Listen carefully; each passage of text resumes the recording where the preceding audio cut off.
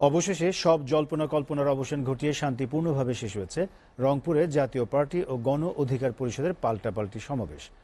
জাতীয় পার্টির সমাবেশে প্রধান অতিথির বক্তব্যে মহানগর জাতীয় পার্টির সভাপতি সাবেক মেয়র মোস্তফা বলেন, জাতীয় পার্টিকে ছাড়া কোনো নির্বাচন হতে দেয়া হবে না। অন্যদিকে গণ অধিকার পরিষদের সভাপতি ভিপি নূর বলেছেন, বাংলাদেশের রাজনীতিতে গণ অধিকার পরিষদের উত্থানে অনেকেই আতঙ্কিত ও শঙ্কিত। রংপুর থেকে আশিকুর রহমান ডিফেন্সের প্রতিবেদনে দেখুন বিস্তারিত। রংপুরে পৃথক স্থানে একই সময়ে গণ অধিকার পরিষদের বিভাগীয় সমাবেশ ও জাতীয় পার্টির কর্মী সমাবেশকে কেন্দ্র করে সকাল থেকেই উত্তেজনা ছড়িয়ে পড়ে মহানগর জুড়ে। বিকেল ৩টা থেকে জেলা স্কুল মাঠ ও সেন্ট্রাল রোডে জাতীয় পার্টির কার্যালয়ের সামনে খণ্ড খণ্ড মিছিল নিয়ে সমবেত হতে থাকে উভয় দলের নেতাকর্মীরা।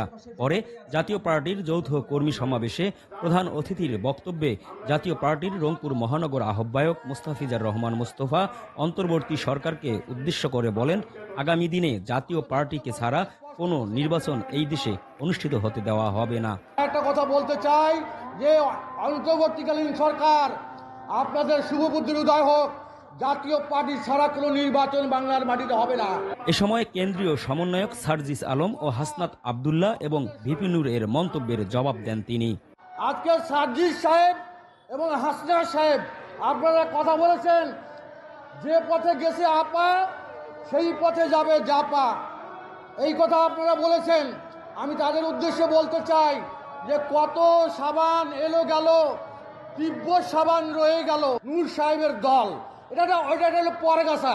এদিকে জেলা স্কুল মাঠে প্রধান অতিথির বক্তব্যে ভিপি নূর বলেন, গণ অধিকার পরিষদের অভ্যুত্থানে অনেকেই শঙ্কিত ও আতঙ্কিত।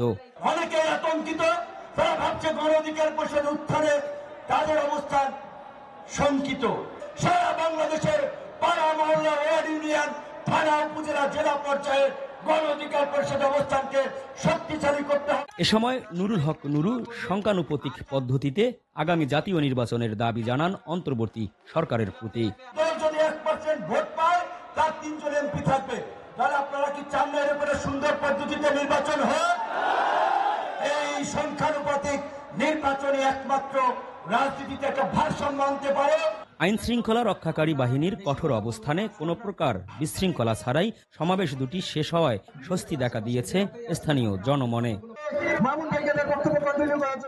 Ashikur Rahman defence, SATV, Rangpur.